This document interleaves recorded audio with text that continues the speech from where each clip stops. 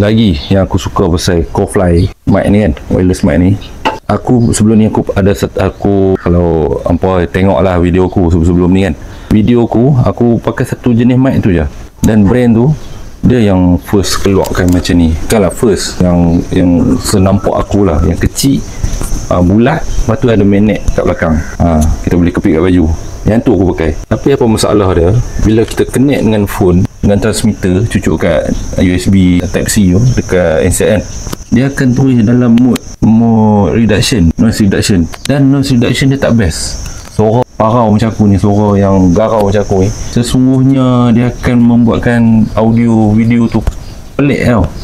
Dia pelik sangat. Tapi yang ni, bila hampa cabut pada casing, dia akan auto dalam mode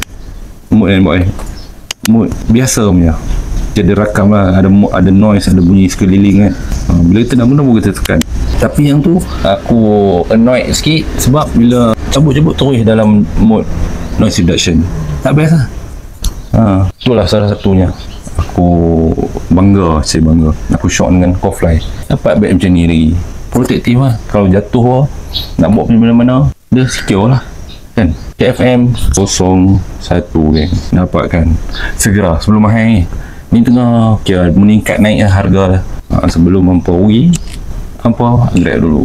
Okey, mantap.